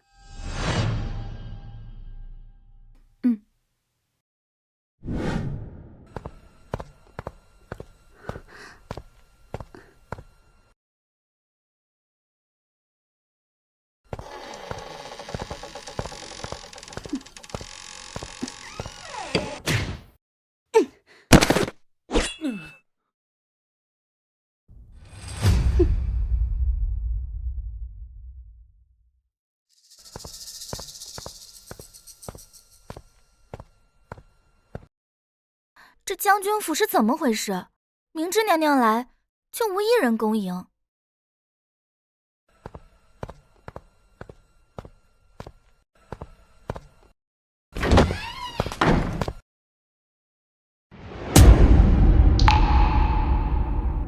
木兰，你终于来了！畜生，你个畜生！你口口声声说要娶我们家婉儿，如今却为了抢陛下的女人，竟然绑了我们全族！二婶莫怕，木兰也是你们穆家人，等她嫁给本王，你们照样是皇亲国戚。呸！萧远，你意欲何为？当然是来抢婚的。怎么样，这份聘礼还满意吗？你凭什么觉得我会嫁给你？就是这样，就是这样。我最抗拒不了的就是大难临头了还临危不乱的这份冷静。说吧，想要什么？只要你答应本王，本王什么都可以给你。如果我想要的是你认清身份，滚回你该去的边关呢！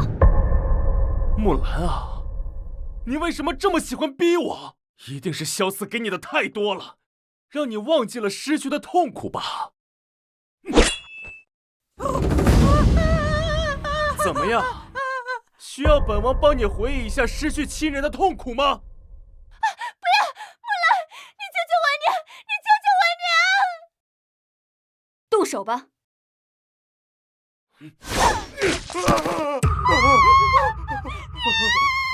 木兰，你还有没有良心啊？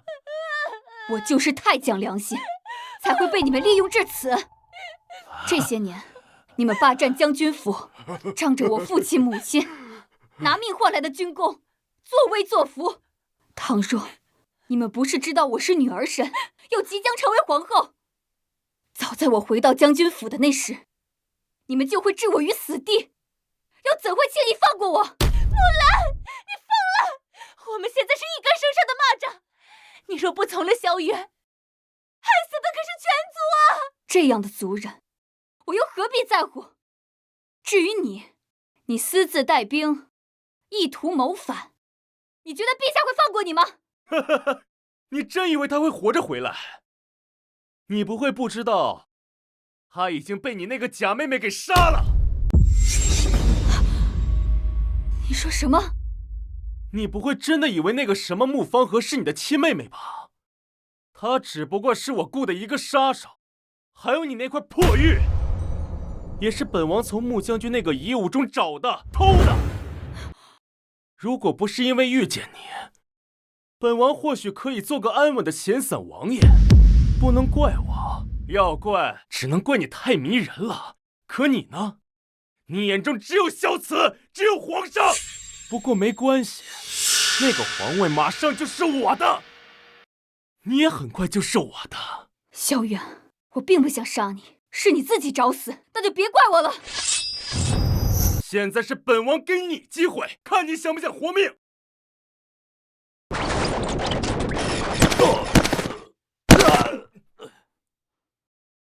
什么人敢坏本王的好事？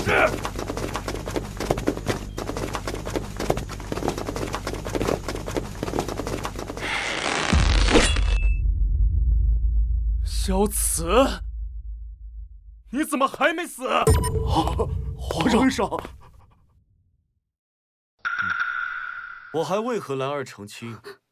怎么舍得死？不可能，这绝对不可能！本王的计划万无一失，你们怎么可能看破？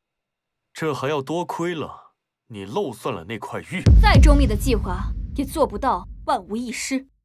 就算你没想到自己雇的那杀手会酒后失言，而我十分清楚父亲的遗物长什么样子。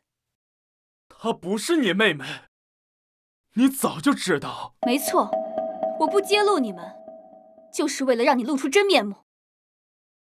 还要感谢陛下教我识人心。早些年我只知道在战场上排兵布阵，如今才知道，真正的战场应该是人心的险恶。萧远，你觊觎皇后，还意图谋反，你这脑袋准备好落地吧。皇兄，臣弟只是一时糊涂，从未想过背叛你。是他，一切都是他让我干的。穆婉儿，你为了权势地位，设计陷害木兰，你已经魔障了呀！如今你竟连你爹娘的性命你都不顾了吗？啊！我走到今天这步，还不都是你们逼的？凭什么他自幼可以随意入宫，还傍上皇家国旗？凭什么他可以带兵出征，免礼受伤？我却只能留在家中，被你们安排嫁给上古。若不是我假意靠近萧远，这会儿我就只能是个留在家里相夫教子、遵从三从四德的普通人。明明我也羡慕，我比他更懂人情，为什么我不能是皇后？我不能一步登天？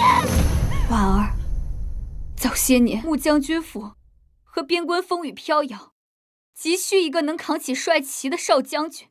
我是你的血亲堂姐，我怎么忍心让你受我受过的苦？我希望能成为你的依靠，给你许个好人家。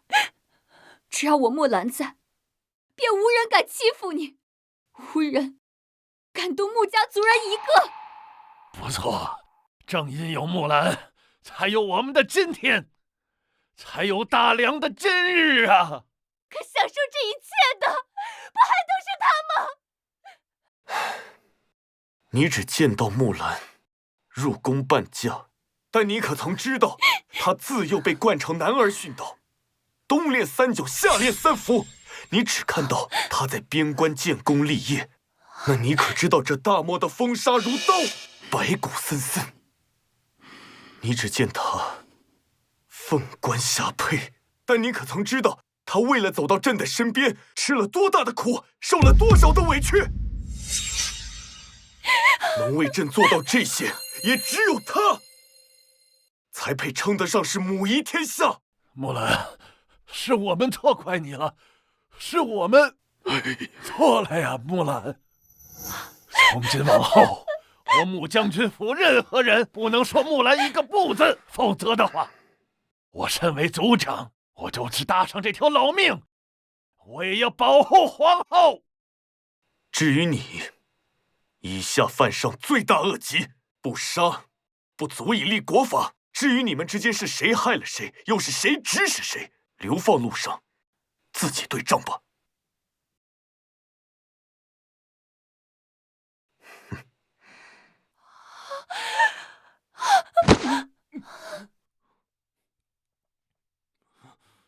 吉时已到，恭迎皇帝、皇后入殿。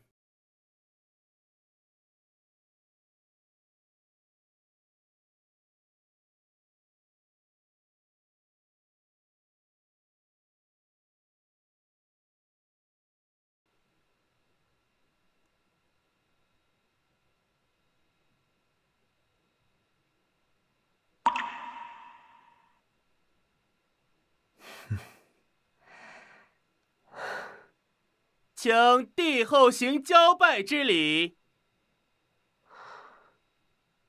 一拜天地，日月同辉，佑我江山永固；二拜高堂，宗庙有灵，护佑子孙昌盛；夫妻对拜，琴瑟和鸣，白首同心，奉和锦酒。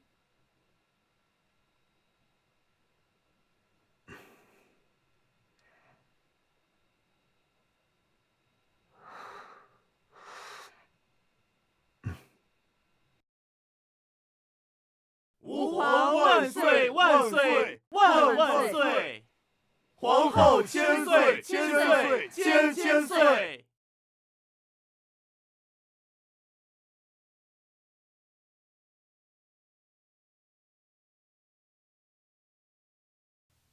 兰儿，你好美啊！